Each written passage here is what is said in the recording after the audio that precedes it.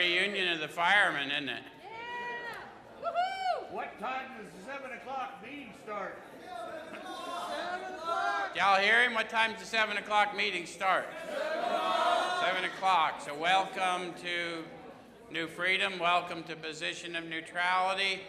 For those of you who have not been here before, we open every single one now with a prayer, and Chaplain Lee is in the house. Come on and stand to your feet all over the room.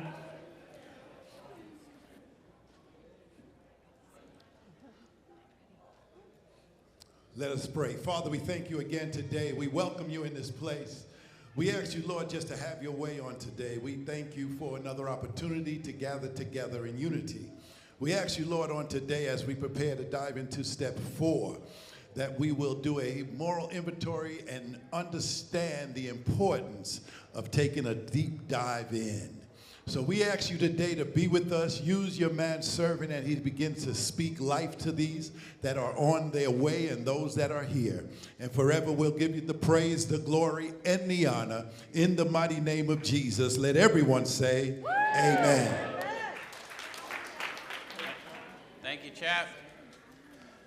So as Chap let you know, we're going to take a look at step 4 tonight. And for, I guess what we should do, just a couple of housekeeping measures. Anyone in the room for the first time tonight? Woo! Oh, good. A few of you? Great. Oh, good. Welcome. So first of all, welcome. And second, let us warn you in advance, you're liable to experience us just a little different than other meetings of other fellowships you may have attended. And the primary reason that's liable to happen is that we intend for you to have a different experience here. So what we do here, we've been taking a look at the instructions for a step or so a week directly out of this book, and we use this book in 12-Step Recovery. Why? It works. Yeah, the process described by the authors of this book's been proven to work for addicts of the hopeless variety, addicts to alcohol and other substances, yeah? Yep. And so what we do is I can't tell you what the book says because that's none of my business, but I can show you how I find what it says to me. The authors in the foreword to the first edition say to show others precisely how we recovered is the main purpose of the book. So someone had to show me how to find my experience in it, and they wrote it down so that they could do that on through the ages, and so that we're carrying on that tradition, if that makes sense. So whatever that spirit in you reveals to you, that's what's up, but we got a lot of commonality. If I show you how to find it, we may have similar discoveries. Fair enough? And the other thing I need everyone in this room to know, we now for the last several weeks have been able to delay broadcast this into all the units of 80 CRR.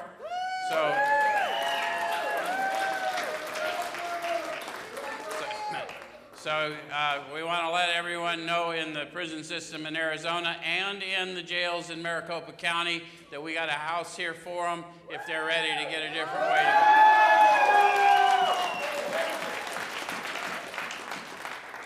So we appreciate that. So we're going to dive right in on page 63 of our book. At the bottom of the page, the authors record, "Next, we launched out on a course of vigorous action." So I want to, if you haven't been through this before or you're not used to it, who's the we? So the first 100 are telling of their experience. My job is to compare my experience with their experience. How many of you have endeavored to do a 4th-step inventory? How many of you would have to admit that maybe your first attempt was something less than a launching? So the first thing we want to do is, what's the difference between what they detailed and my experience? If you fail to launch, what do you imagine the reason is? Lack of power would be my dilemma if I failed to launch, right, Tyler? So one of the things that we sometimes do is we skip through that all-important encounter in 2, which enables my decision in 3 to go inward instead of continuing out looking in the world for my ease and comfort. Yeah? Yes. All right. So next we launched out on a course of vigorous action, the first step of which is a personal house cleaning, which many of us had never attempted. How many of you prior to being introduced to recovery had ever tried to do a personal house cleaning in the way they described? Anybody? I wouldn't have even known how if I were honest about it, right? Okay. So though our decision was a vital and crucial step, it could have little permanent effect unless at once followed by a strenuous effort to face and be rid of the things in ourselves which had been blocking us. Our liquor was but a symptom, so we had to get down to causes and conditions. So how many of you have been pretty sure you made a decision, but nothing changed? So did you see how they qualified the whole thing? I've got to get down to causes and conditions, and they told me from their experience, where's the main problem center? In the mind. Where's the solution found? Deep down inside. So it's never going to be outside of me. I've got to go inward, and I've got to find out what's up. The calamities, pomps, and worships that have obscured my consciousness of this power to live within me. Yeah? Okay. So I'm not going to experience a permanent effect until I do that, and the converse would seemingly be true, right? I will experience a permanent effect if I'll do that. That's somebody, I'm feeling somebody feel that. Yep. How many of you are tired of temporary effects? So they promise a permanent effect, and the condition is that we're going to get down to causes and conditions. Yes? Okay. So therefore, we started upon a personal inventory. This was step 4. A business which takes no regular inventory usually goes broke. Taking a commercial inventory is a fact-finding and a fact-facing process. It's an effort to discover the truth about the stock in trade. One object is to disclose damaged or unsaleable goods, to get rid of them promptly and without regret. If the owner of the business is to be successful, he cannot fool himself about values. We did exactly the same thing with our lives. Sorry I read so long, because I know our minds drift when that happens. But in order to keep the context, we've got to read that whole paragraph, and then with the instruction, we did exactly the same thing with our lives. We're going to have to go back and deconstruct the paragraph so we understand what they're getting ready to show us. You know why I'm going to this much detail? Because you cannot move into a conscious relationship without examining this path with your logical senses. Does that make sense? It's got to make sense. If it doesn't make sense, then it's not going to have the effect. Yeah? All right. So we got to go back. It says we're in a fact-finding and a fact-facing process. How many of you found facts, didn't face facts? So there's an obligation there, right? And then it says it's an effort to discover the truth about the stock in trade. So what is the stock in trade in this instance? The stock in trade is what it is I'm offering to the world. Yes? Okay. And it says we're going to get to the truth. How many of you have discovered that there may be a little difference between your truth, other people's truth about you, and the truth about you? How many of you in recovery have learned that that gap's narrowed a little for you? That's the object, right? Okay, so one object is to disclose damaged or unsaleable goods to get rid of them promptly and without regret. If the owner of the business is to be successful, he cannot fool himself about values. So now I'm going to have to get rid of them promptly and without regret. And guys, if you've struggled off and on because you're clinging to an old identity when you're trying to walk in the new identity, you're going to discover it's problematic.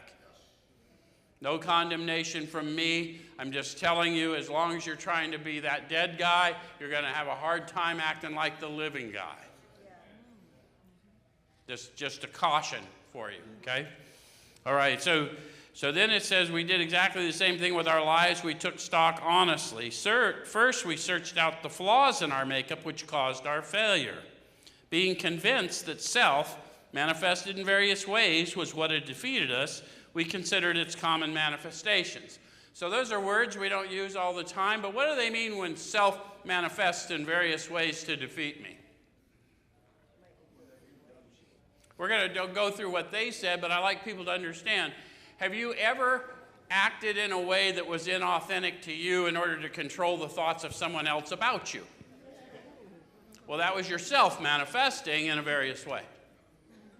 Did you find that when you did that, you probably did not change the opinion of the one you were trying to impress? But you may have changed your own opinion about you. In other words, did you find they still didn't like you, but now you didn't like you?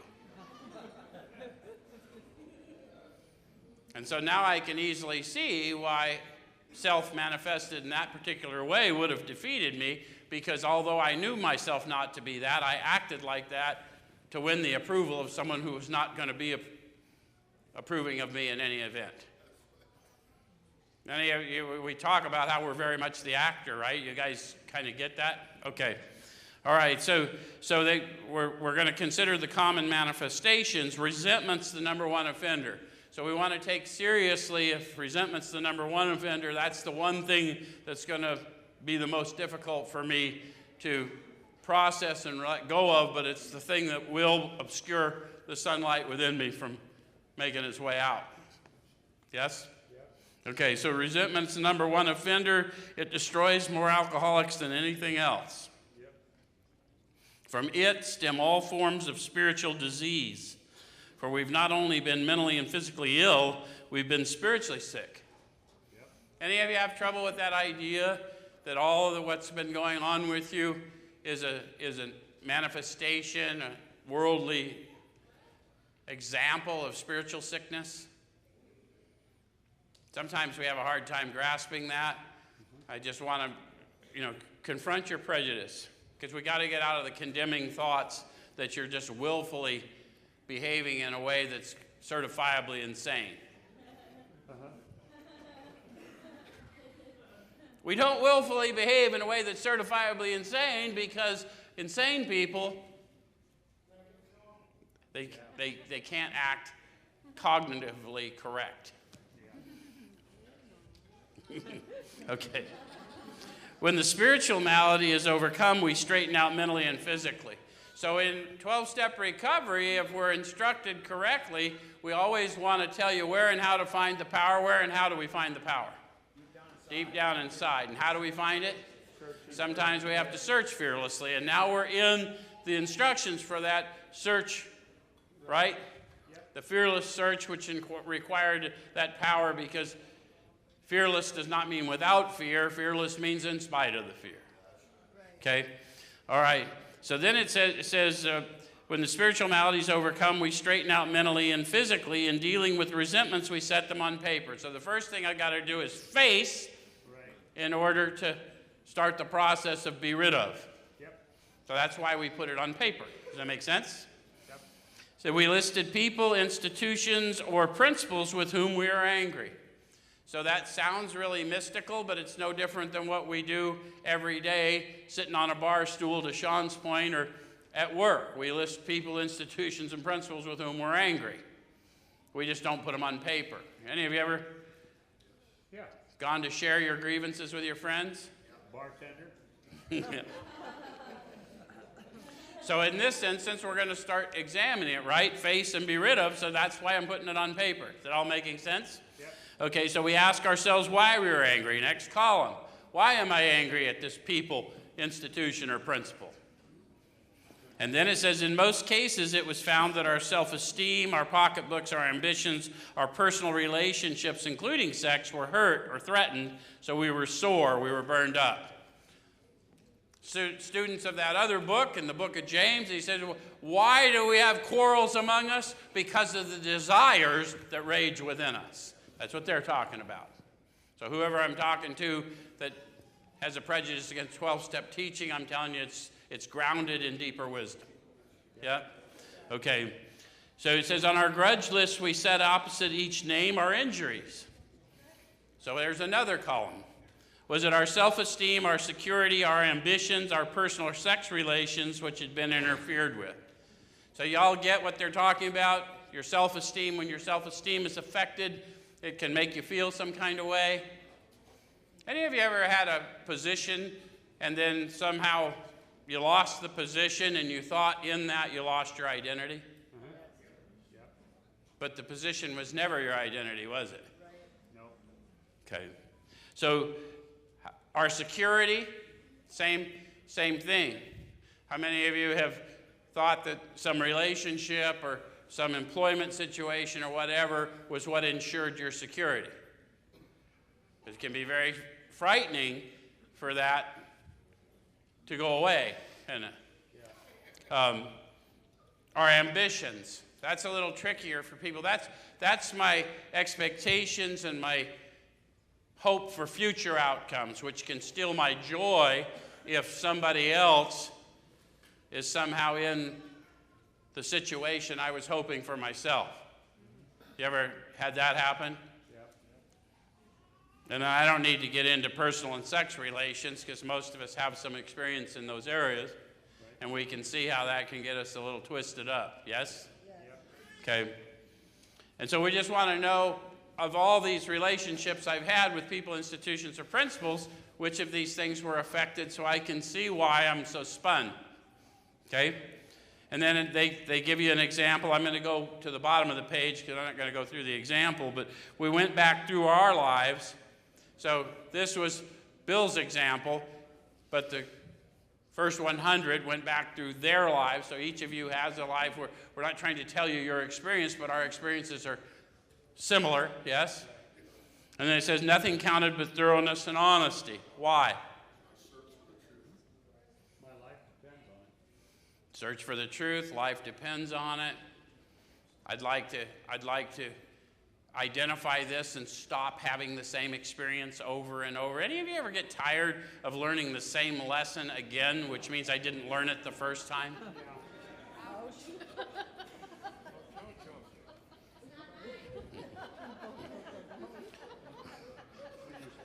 That hit a nerve, right? If we were in chap service, you'd had to say ouch right then. When we were finished, we considered it carefully. Why would I want to do that? Look for the patterns. Exactly. You hearing, Sean? Because I've learned the same lesson over and over, which means I haven't learned the lesson. So I want to consider carefully, what is the manifestation of self that keeps getting me that result? The first thing apparent was that this world and its people were often quite wrong. How many of you have determined that? Do you notice how you can find lots of agreement on that? Yep. So that's not an earth-shattering discovery. Nope. Okay? So then it says, to conclude that others were wrong was as far as most of us ever got. That's when they're talking to us about calamities. No one's suggesting that people's mistreatment of you is your fault, but the fact that you think you're going to go through life navigating a world full of people and not have people mistreat you is probably a little naive. But am I going to live in the mistreatment, or am I going to rise above the mistreatment? I'm going to hope to rise above it, yes? And hopefully this power greater than me is going to give me wings. Okay. So it says the usual outcome was that people continued to wrong us and we stayed sore. They're telling us about being rooted in resentment. If I'm rooted in resentment, I'm always stuck to that old event. And pretty soon every interaction looks like that event. And then I'm just angry in advance.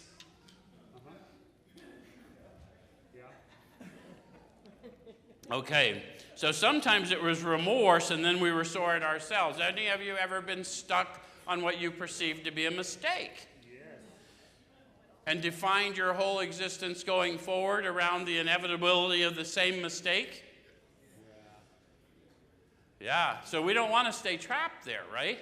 Because that's not true. In this process, you're going to come out new, which means that one's dead.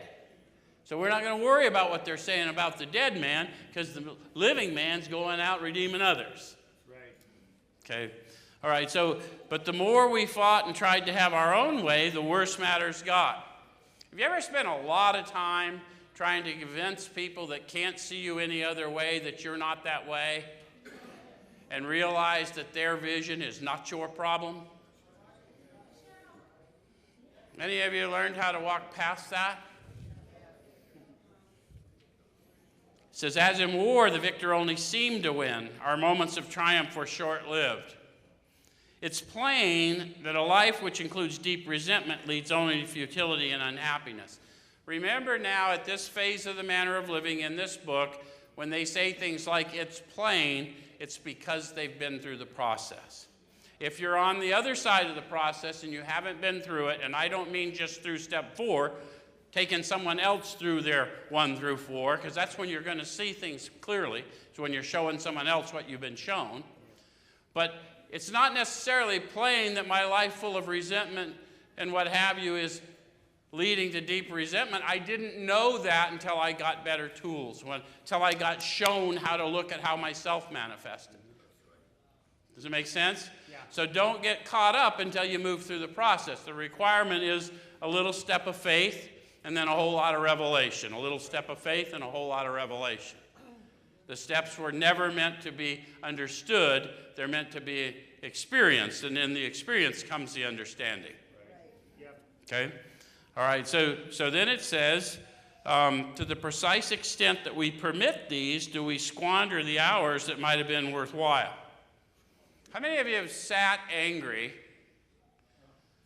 for weeks, months, days, and done absolutely nothing about it except self-destruct? Yeah. And then have the revelation that it really wasn't what they did to me, it was my thoughts about what they did to me that kept me tethered, right? Yeah. And so then everything else looked the same. Right. Yeah.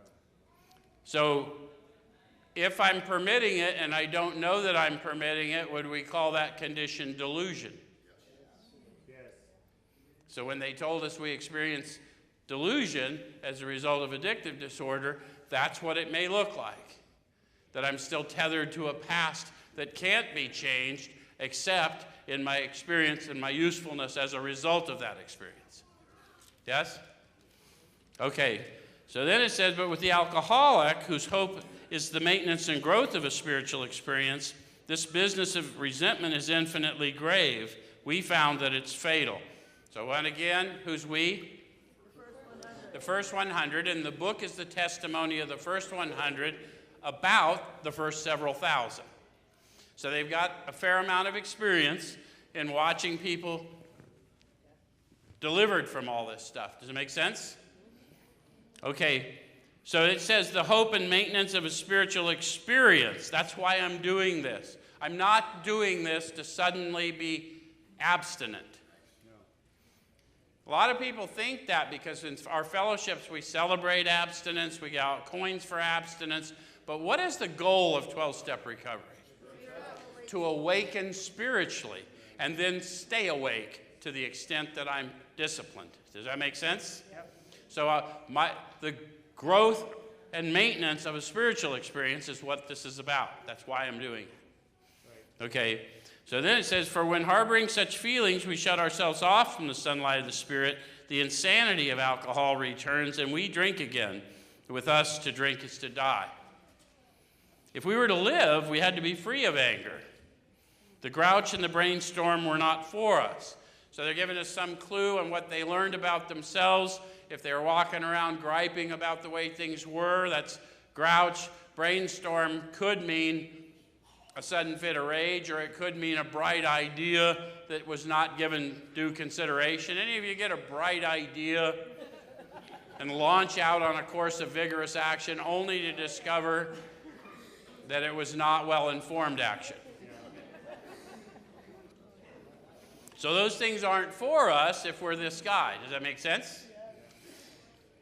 Again, if you think about our rooms over the years, any of you have been around AA rooms, but some recovery fellowships besides AA, but AA is very robust about it. They always expected us to awaken and then think. So what I don't want to keep doing is moving forward unawake or ill-considered. because I can eliminate a lot of the conundrums I find myself in by a little consideration. All right, so they may be the dubious luxury of normal men, but for alcoholics, these things are poison. So the rest of the world can do what the rest of the world does. I have discovered I have this alcoholic condition. And if I do those things that I see the world doing, the consequences are not going to be good. Okay, so it says we turn back to the list, for it held the key to the future. So what is the key to the future? The truth. Who felt that? Not your truth, not my truth, the truth. When the truth has a name, keep going, you'll find out. All right, so we were prepared to look at it from an entirely different angle. What'd they tell me the insanity of alcoholism was? An appalling lack of perspective. So if my perspective does not grow, I'm still suffering. Does that make sense? Okay, so we began to see that the world and its people really dominated us. How many of you thought you were taking over the world and ended up in New Freedom?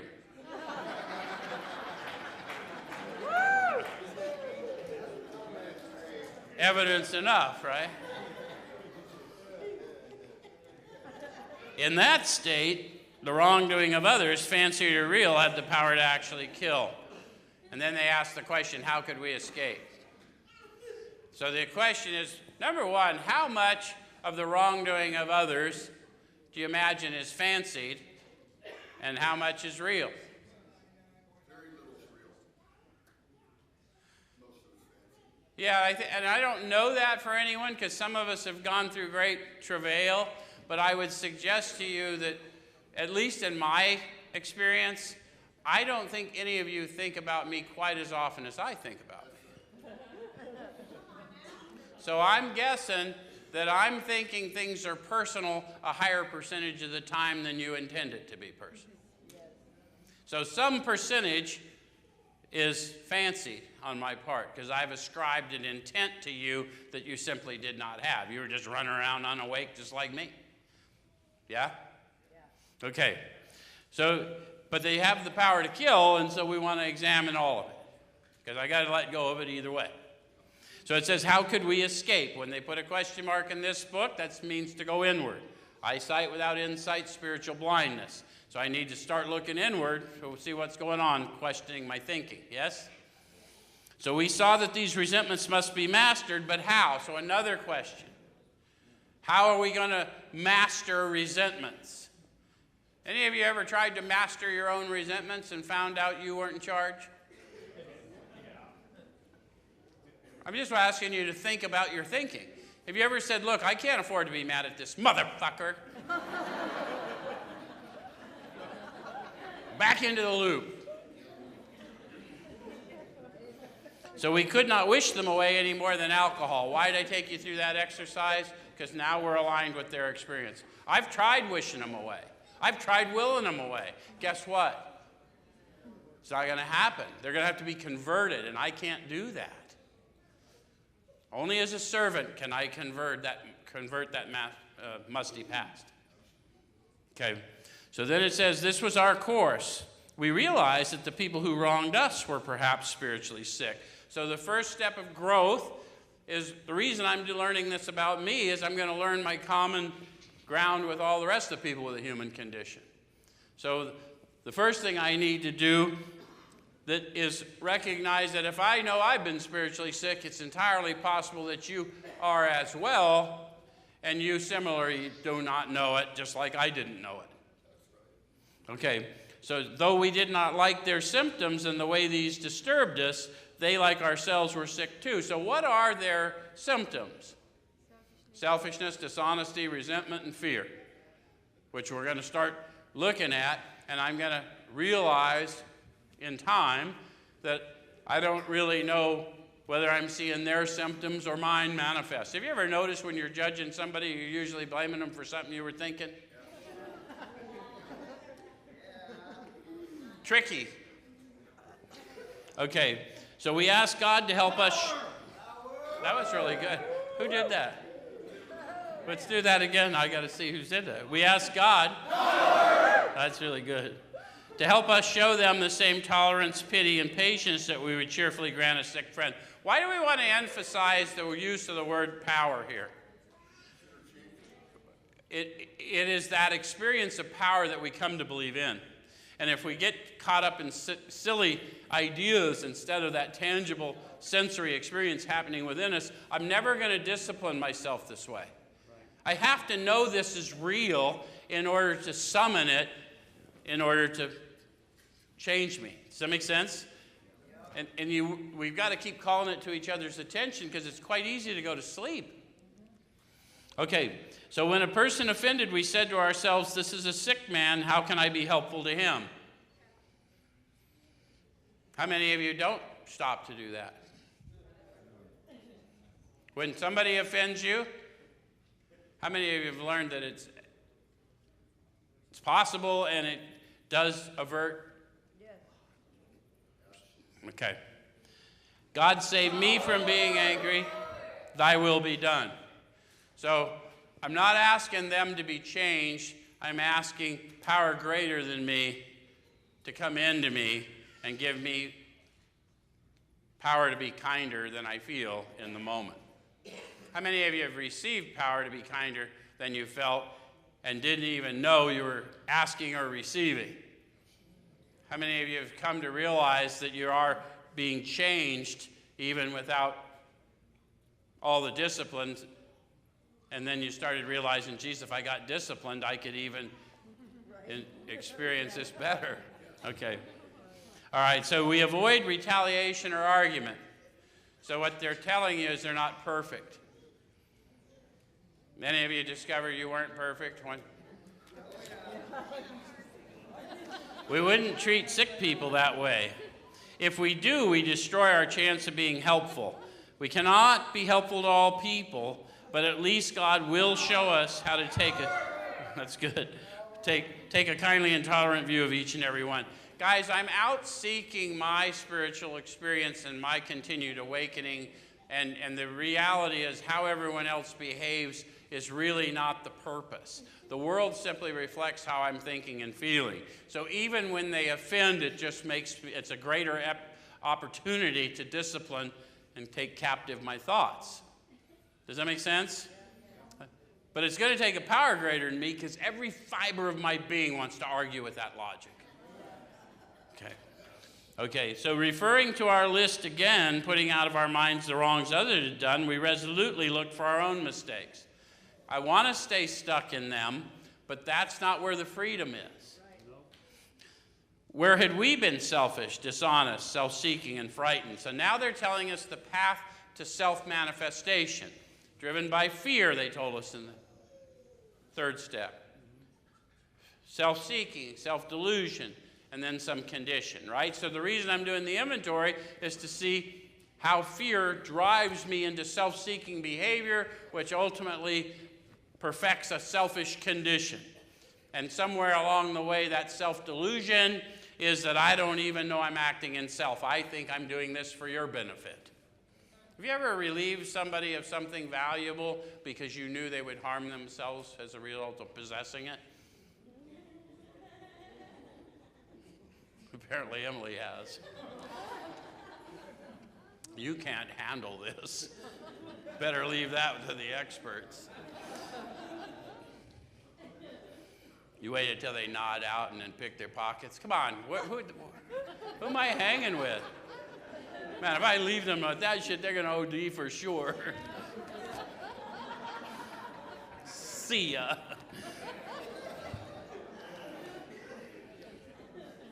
I'm in the wrong room, man. I don't know what happened. I came into a whole cathedral of saints, apparently. So a situation had not been entirely our fault. We tried to disregard the other person involved entirely. Where were we to blame? So now I'm going in. What's my part? What's my part? What's my part? Does it make sense? And I don't have to say I had a part if I was mistreated and I didn't have a part, but the fact I'm clinging to it. Why am I clinging to the injustice? How much injustice did I do to others? that I blow out of my mind? You know, am I in any position to judge? Even if that's it, even if it's just my unforgiveness, do I want to spend the rest of my life in unforgiveness, or do I want to walk out a free man? So when we saw our faults, we listed them. We placed them before us in black and white. We admitted our wrongs honestly and were willing to set these matters straight. So that was their experience. Did you catch it all? Yeah. There wasn't an instruction. That was their experience. Once I saw them, I listed them. And once I owned them, I was willing to make it right? Yeah. Because someone already explained to me, until I subordinate the ego and empower the spirit, I'm going to keep living in that loop. So it says, notice that the word fear is bracketed alongside the difficulties with Mr. Brown, Mrs. Jones, the employer, and the why. This short word somehow touches about every aspect of our lives. It was an evil and corroding thread. The fabric of our existence was shot through with it. It set in motion trains of circumstances which brought us misfortune we felt we didn't deserve, but did we not ourselves set the ball rolling?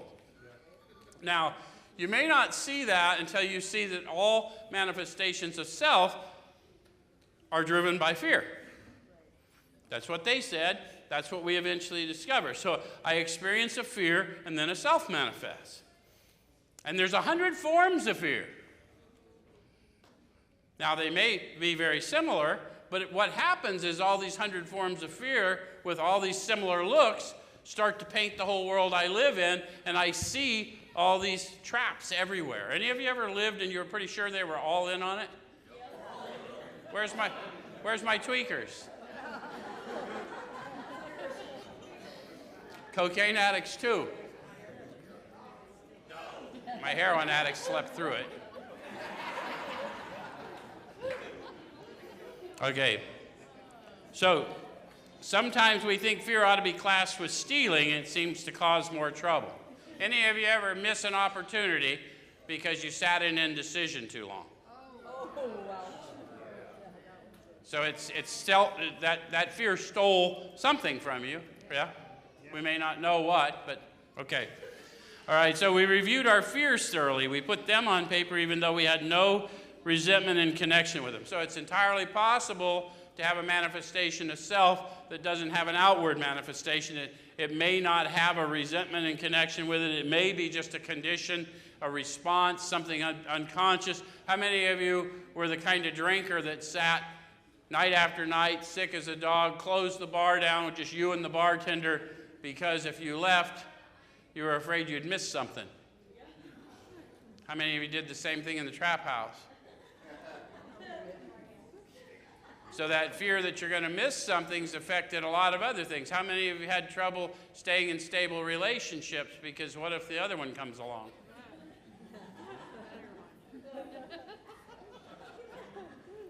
I don't want to commit to that because Dreamboat may be coming. Let me keep my options open. Well, we want to discredit everyone for that, but these are common human fears that cause that aberrant behavior, and it's causing a self to manifest. It's acting against our own moral code, but because of the self-delusion, we don't even know we're driven by it. Anyone know what I'm talking about?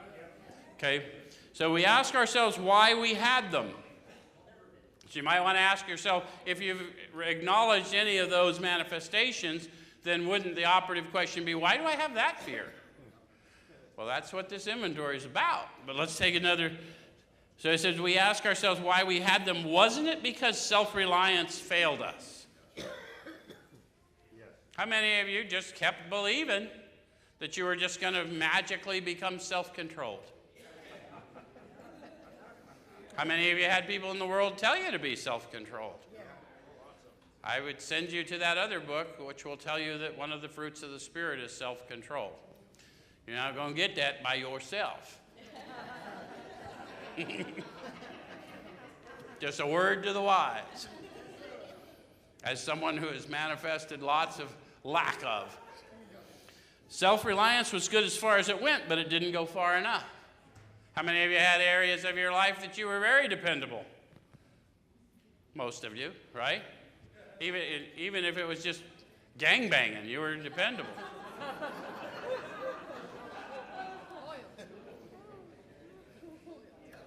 There's a few of them in here. Shh. We're on the down low now. We don't talk about it. Some of us once had great self-confidence, but it didn't fully solve the fear problem or any other. When it made us cocky, it was worse. So that fear is going to drive me either way. So something's got to be done with that fear. Okay? So perhaps there's a better way. We think so. Who's we? The first 100. And why do they think that?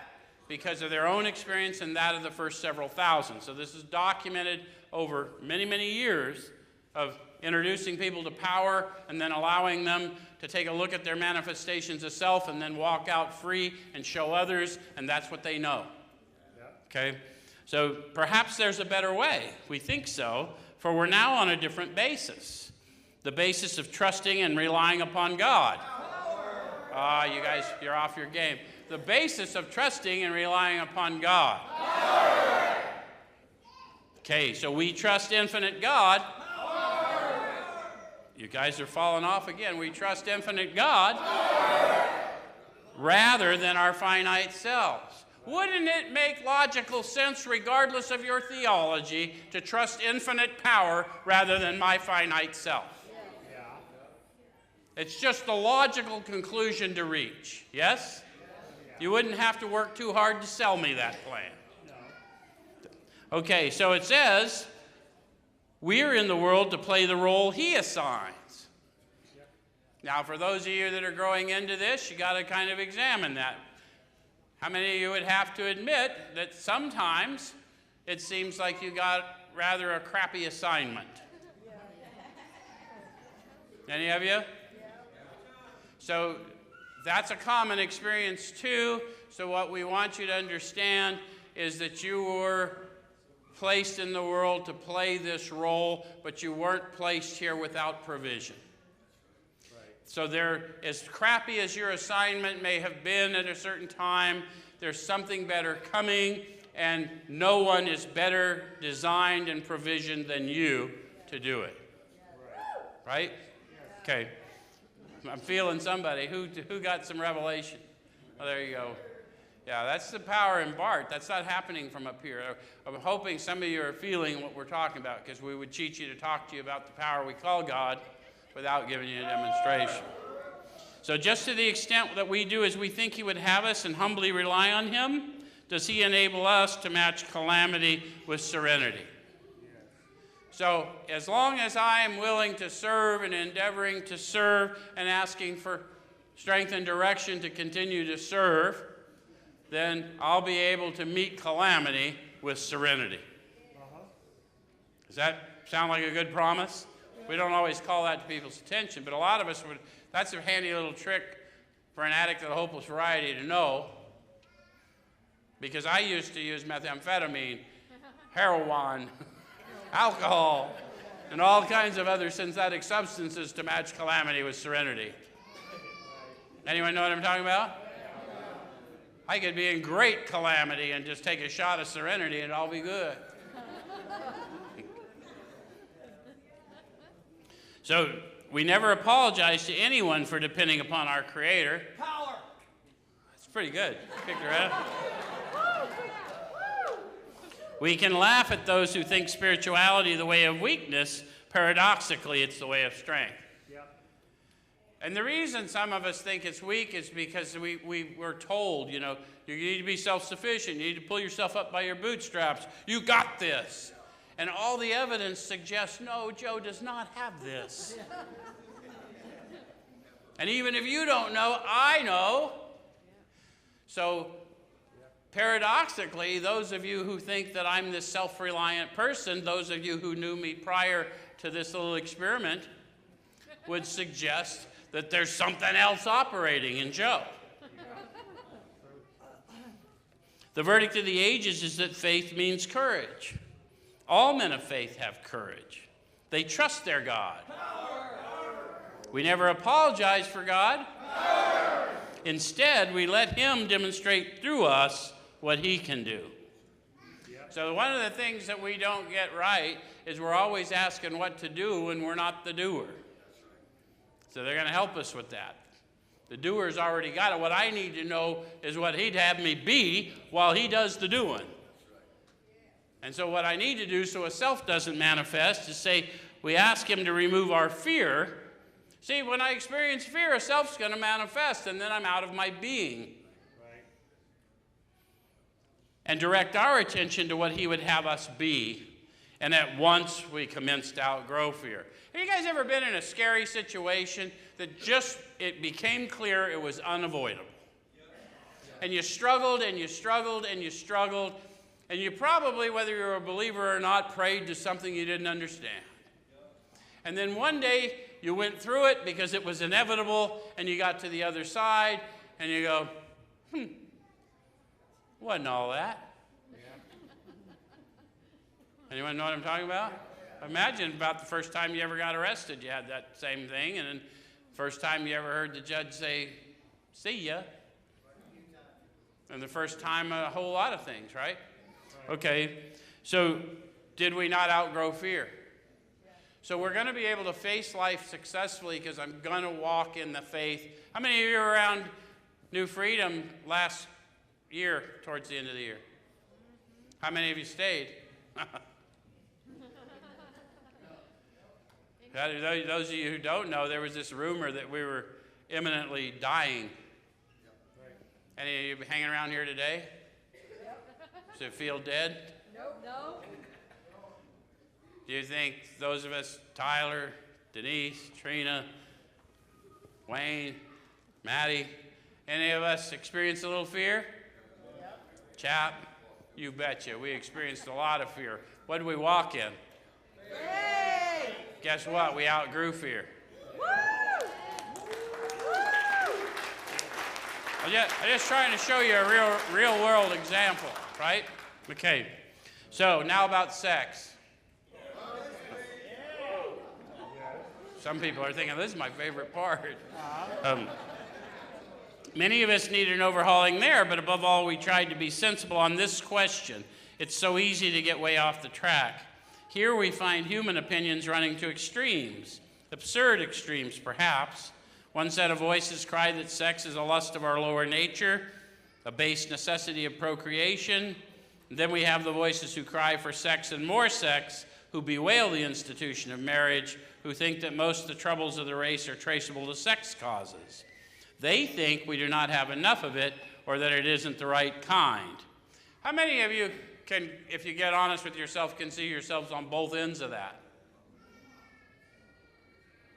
Yeah, because if we come out of a bad experience, it's like, yeah, no more of that. But if we're in the middle of a good one, not enough and not the right kind, right? So then it says that they see its significance everywhere. One school would allow man no flavor for his fare. The other would have us all on a straight pepper diet. The instruction, though, is not all of that. That's just all of us define our common experience. What they want to tell us is the new man, the new woman growing into that is we want to stay out of this controversy. Right. We do not want to be the arbiter of anyone's sex conduct.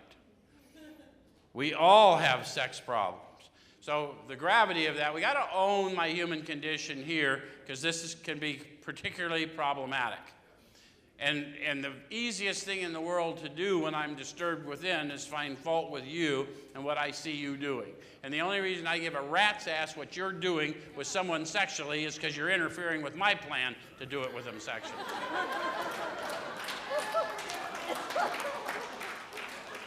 Complicated. We'd hardly be human if we didn't. What can we do about them? So a new question, go inward. Make sense?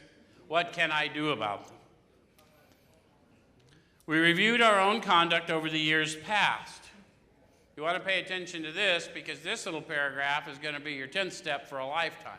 Because it's not going to be just about sex, it's going to be about your relationship with the world in which you live. Right? Okay? So we reviewed our conduct over the years past. Where had we been selfish, dishonest, or inconsiderate? It's not enough to check a box, even though people have shown us that. I need to know when I'm being selfish, what's it look like in my thoughts and actions? When I'm being dishonest, what's it look like in my thoughts and actions? Because they really don't care that I'm lying to you. I can't lie to you before I lie to me. I got to lie to me first. So that's what I'm trying to watch. Does that make sense? And then inconsiderate means I never considered, which I will do in a delusional state. I will just not consider anyone else's outcomes. Okay. But I need to know what that looks like. And then it says, whom had we hurt? How many of you have gone through this process and discovered that even if you intended to hurt one, there was a whole lot of collateral damage? Did you also notice that even when you didn't intend to hurt anyone, there was a lot of collateral damage? Like if you were mad at your spouse, but you left the family, and now the family grew up without the benefit of your added support, or our behavior got us sent away for a minute, and then they all had to fend for themselves all around my selfish. Any of you ever had any of that stuff? Okay. Did we unjustifiably arouse jealousy, suspicion, or bitterness? So you want to look at your thoughts and actions around how you might arouse that in yourself and others, right? You're going to experience it yourself before you know what's up. Any of you ever kind of behaved, you're a little catting around a little bit, and then started to think your significant other was doing it? Anyway, again, it's tricky. Where were we at fault? What should we have done instead? See how they always want to move me to a solution? They don't want to leave me in the problem. It doesn't matter. Whatever I did, let's learn from it and let's go. And we got this all down on paper and looked at it. Face and be rid of.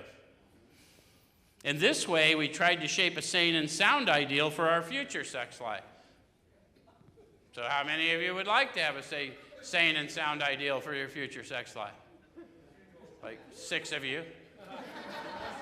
The rest of you are lying. Everybody wants a sane and sound ideal for a future sex life. Think about the question they're asking. Everyone does. And it's not just about sex life, guys. It's all your future relationships. Understand? Wouldn't you like a sane and sound ideal for all your future relationships, not governed by how they behave, but how you think? Yes. It would be so much better if you simply emitted such high energy that you didn't get yourself caught in that nonsense. Okay, so we subjected each relationship to this test. Was it selfish or not? Now, who am I inquiring of? And that power within us. Because that power within me, I don't know about you, I had a desire to stop running and gunning the way I was a long time before I could manifest any outward action to show that I had that desire. But that power in me knew I had that desire, and he kept me safe and protected until such a time I was broken enough to just let go long enough to be lifted up. That's a fact. That's what happened for me. I had nothing to do with my sobriety. So we subjected each relationship to this test. Was it selfish or not? We asked God to mold our ideals. We asked power to mold our ideals and help us live up to them. Mold them and then walk with me.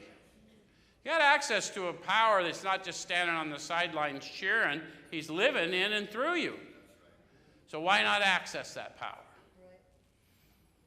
We remembered always that our sex powers were God-given and therefore good, neither to be used lightly or selfishly, nor to be despised and loathed. Don't be self-condemning because it's not useful. Just get into figuring out how to formulate. A lot of us started living our life based on someone else's ideal. And so we were always feeling a little dissatisfied with our life because we weren't living our authentic life. This is an opportunity to do. I don't know why everyone doesn't want to do this anywhere, because this is the ticket to, this is the catapult, this is the rocket into a new freedom. Yeah. Okay. So whatever our ideal turns out to be, we must be willing to grow toward it.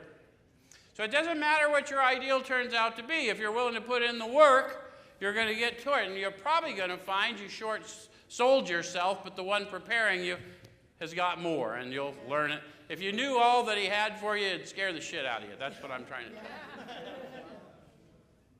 Any of you surprised at where you are from where you thought you might be? Me too. We must be willing to make amends where we've done harm. Well, a must is about a no-brainer, not a rule. They've already told us it's suggestive. So I wouldn't be doing this if I wasn't ready to grow. Yes? Okay. We must be willing to make amends where we've done harm, provided we do not bring about still more harm in so doing. In other words, we treat sex as we would any other problem. So that they're getting down to, people focus on sexual stuff, but it's all about relationship misconduct. You don't have to be in a sexual relationship to abuse someone's position of, faith and trust in you. Have you ever done that? Like somebody was attracted to what you were doing or saying, and then you use that to get something for yourself. They were attracted to the spirit they thought you were, and they weren't attracted to the flesh, and it's easy to abuse that if we're not staying directed. Yes? Okay. So, don't quit telling your secrets. Well, the consequences for that stuff will revisit us. Okay, so in meditation, we ask God what we should do about each specific matter. They're asking us to grow in conscious relation. So anytime I'm getting ready to make a decision, I want to go inward. The answer's for you or in you. Now, if you're calling somebody that's helping you in this process, what they're probably going to tell you, if they're really in the process, have you prayed? Are you ready to pray again with me? Because I got no answers for you. The answers for you are in you. The question I want to know is, if you already know what you want to do, why the hell are you bugging me? If you really don't know, then when we get an answer in prayer, you'll be able to walk. And if you already have an idea, then I ain't the garbage can. Does that make sense? All right, so the right answer will come if we want it. See why I went through that and it sounded a little mean? I'm just telling you, with lots of years working with lots of people, some people like someone to co-sign their crap. I've been that guy. I'll just go shop opinions until you agree with me, and that's what we're running with. And then when I hose it, it's your fault. You should have stopped me. When the truth is, nobody can stop me. I'm like a fucking missile. I go.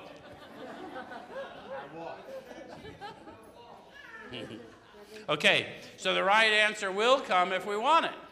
What if we don't want it? It'll come, and I'll just discard it. Why would I listen to you, O infinite one? I've got this. Okay. God alone can judge our sex situation. Counsel with other persons is often desirable, but we let God be the final judge. So whatever you're going to do, shop opinions, do whatever, you already know the answers for you are within you. You already know what you're going to do. If you want to be stopped, you better talk to the one power that maybe has a chance of changing it for you. We realize that some people are as fanatical about sex as others are loose. We avoid hysterical thinking or advice. Suppose we fall short of the chosen ideal and stumble. Any of you have been afraid that you weren't going to do all this perfectly, so you just didn't bother starting? Because that'll happen, right? Okay, so does this mean we're going to get drunk? Some people tell us so, but it's only a half-truth. Depends on us and our motives. If we're sorry for what we've done and have the honest desire to let God take us to better things, we believe we'll be forgiven and we'll have learned our lesson. If we're not sorry and our conduct continues to harm others, we're quite sure to drink. We are not theorizing. These are facts out of our experience. Those of you that have had problems over and over again in the same areas, that's something to take a look at. Because it's really between you and your motives. And if your intention is really to outgrow it, then keep asking God and you'll outgrow it. If your intention is not to do that, you're probably going to keep getting what you get. Make sense? All right, so to sum up about sex, we earnestly pray for the right ideal, for guidance in each questionable situation, for sanity, and for the strength to do the right thing. If sex is very troublesome, we throw ourselves the harder into helping others. So those of you who are struggling with fidelity and things like that, my recommendation based on that is work with more people. Right. But not necessarily the ones you're having trouble with.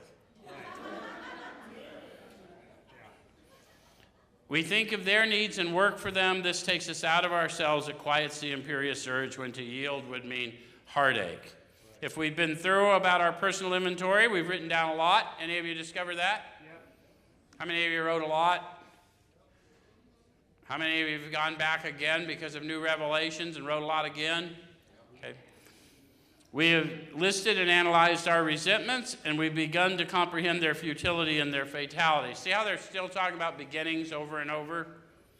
We have commenced to see their terrible destructiveness. We have begun to learn tolerance, patience, and goodwill toward all men, even our enemies, for we look on them as sick people. Have you started to grow to the point that's happening for you? We have listed the people we have hurt by our conduct and are willing to straighten out the past if we can. In this book, you'll read again and again that faith did for us what we could not do for ourselves. What'd they say did it? Faith. We hope you're convinced now that God can remove from you whatever self-will has blocked you off from him. If you've already made a decision and an inventory of your grosser handicaps, you've made a good beginning. That being so, you've swallowed and digested some big chunks of truth about yourself. Thank you very much.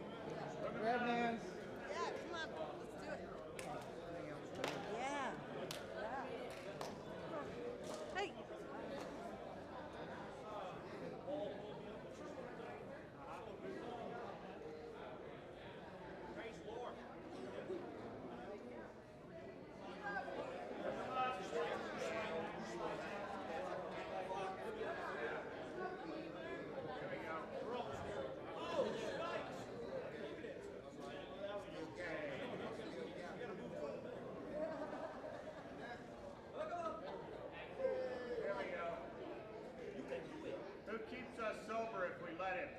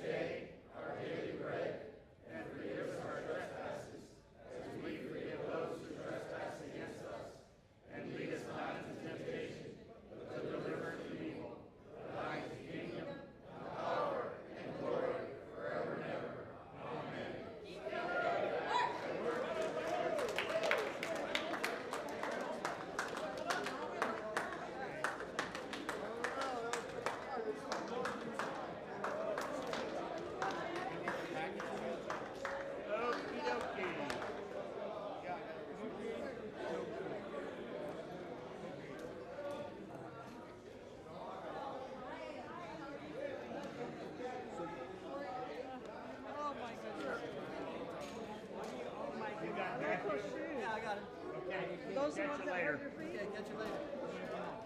I got the info. And then last two, I had to pull the info out, and the right two, I had to add another. How you doing? Oh, okay. That's good.